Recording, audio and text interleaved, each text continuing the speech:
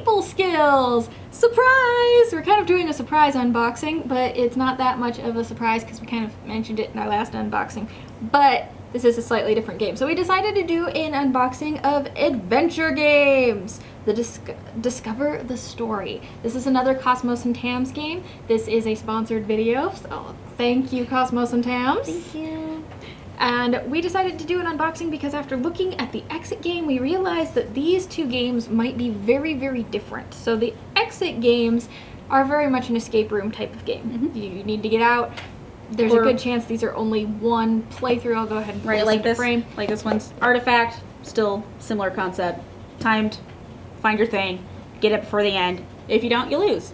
Too bad. Exactly. So this is an adventure game, so it's definitely taking a little different spin on that. We haven't actually played through it quite yet. This is an unboxing, so this is just like first impressions. But it looks like this one is actually saying it has replayability. So we're thinking there might be multiple stories, or maybe there's different chapters to the stories. Mm-hmm. Something that is going to keep you going on this game, and you can do it multiple times. Once again, 1 to 4 players, so it is something you can play by yourself if you think you will be spending a lot of time alone. Don't know why people would think that these days. Right. It says the playtime is 4 times 75 plus, and usually what that means is it's 75 minutes per person. So at 75 minutes if you play through it by yourself, and if you play it with friends, then you can add another 75 minutes. So it is also quite a bit more of a time commitment than the Exit games. But that could be awesome. So anyway, just looking at the box here, good sturdy box, just like typical for Kosmos. And it's on the back, we were looking at the game attributes. So the game attributes, it gives 4 areas that kind of rank this game. It has 5 bubbles in decision making, 5 in cooperation. I could probably argue with that because anything that is an escape type of game, it tries to cause cooperation. 5 bubbles in storytelling and 3 bubbles in replayability.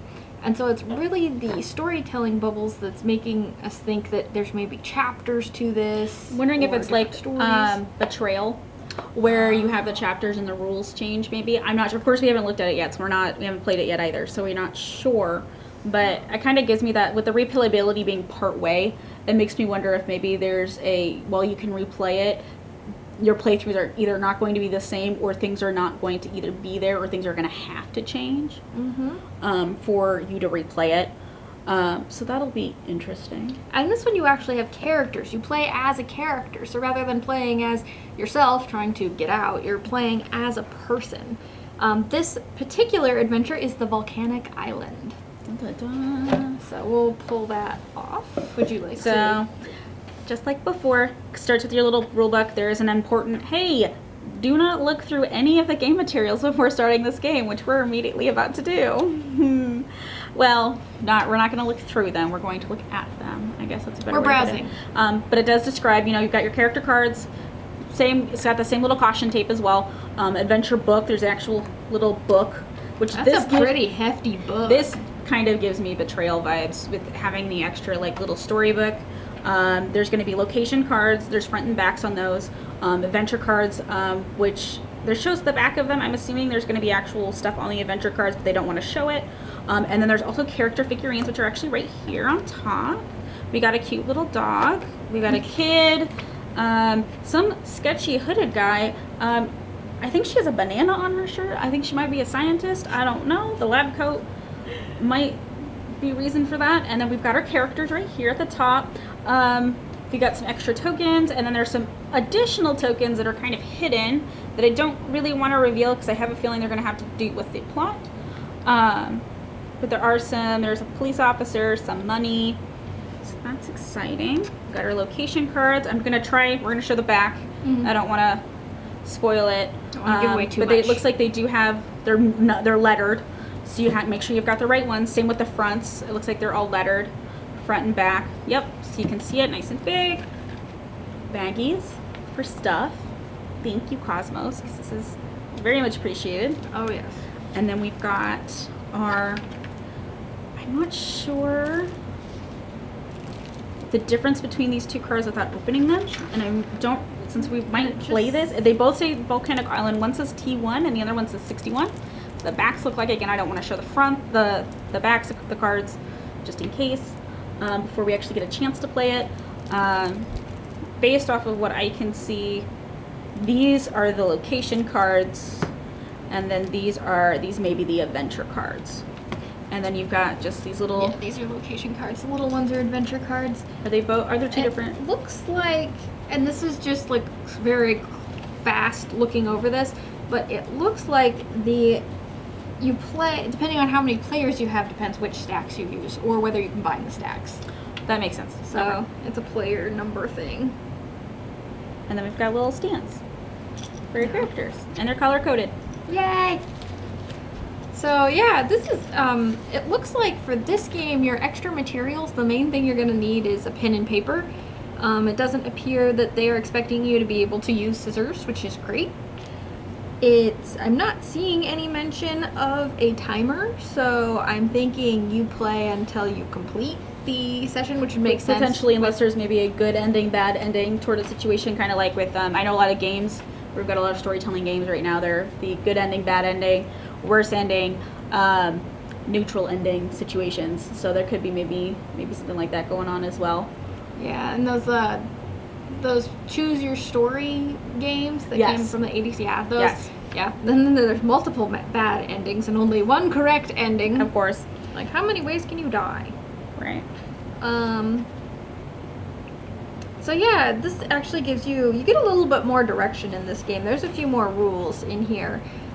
Because I think it's more of a story game. I don't think it's actually an escape room game. Like, the more I'm looking at it, the more it's like, well, it also, this is a storytelling. It also is called adventure games. It is. Versus exit, which seems like a much more...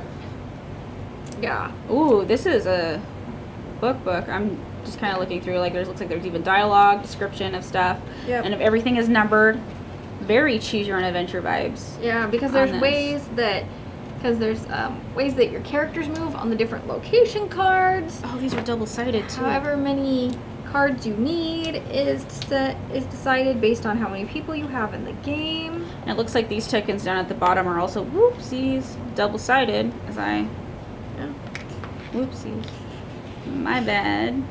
Oh, you get actions per turn, so rather than throwing out guesses and trying as hard as you can to move to the next step, like, there will be actual player steps that you take. So I was very wrong about what this game was when I saw the review of it a year or so ago. So I am learning a lot. This looks really good. Skimming a couple of these, it reminds me of that survival game that we played, the zombie one. Oh yes. Where you had the crossroads cards, Dead of Winter, with the like the dialogue and descriptions and stuff. It's definitely reminding me of that. I'm trying not to spoil myself too much. I'm just kind of skimming, but yeah. And there's there is a companion app, which I'm guessing if it's anything like that game may have some recorded versions of some of that thing, or maybe at least the rules. Oh, actually, helper app plus audiobook version of the adventure book. So there you go. So there you go. So if you have trouble reading, whether that be low literacy or you just don't like to, or maybe you can't see very well, like... I know this text, I will say this text is fairly small. Yeah. So I wouldn't be surprised if, because I mean, I can't imagine if they made the text any larger. Like if this is like a large print book, this would be huge. Yeah. So I don't blame that. I mean, I can read this fine, but if you are somebody who usually really reads like large print, the audio version might be a good idea. And I think the companion apps are something a lot of games are moving towards just to make them more accessible to everyone, because the small print thing is a real problem. And yes, it can be, because when you're reading the cards, you're like staring at it and you're like, we've been playing this game for 6 hours. I can't read anymore. What's going on? The back is full of hints.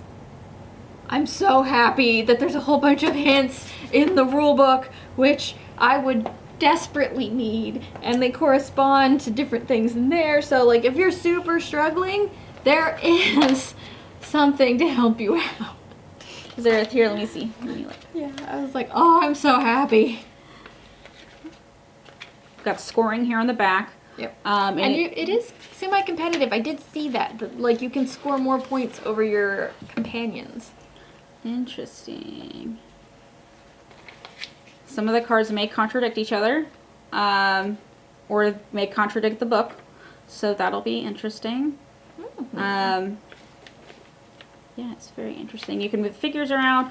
Yeah, seems. I'm interested to either see this played or play it. Yeah. Because this seems like it could be. I'm also interested in the replayability aspect, and I don't know. Yeah. I'm excited about that too. Like, that immediately makes it so much more of a game I want, that there's multiple playthroughs. Right. I like games that are replayable. While I like games that do have one playthrough, I do have concerns about those types of games, which we can discuss Later. Yes, we will have that talk. Check out the next Meeple Skills episode where we talk about that. Right. But they've done a good job doing, from what I'm reading of the rules, just like skimming, everything seems very clear. There isn't like this, it's like I feel like some rule books over-explain, and then it becomes convoluted and confusing, versus like, do this thing. Oh, cool, I can do that. Maybe I'm just simple-minded, but if you explain too much to me, I can't handle it. We've got the authors. Authors are here in the back, so you can see their photos, little blurbs about each of them.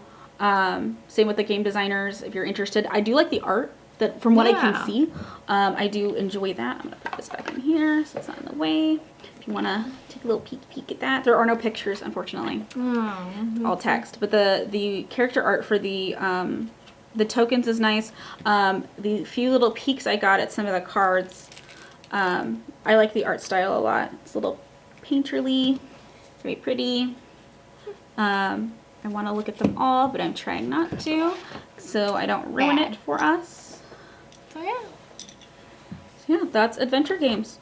Well, the Volcanic Island Adventure game. They're all different, I'm sure, but this hopefully will help give you an idea. There we go.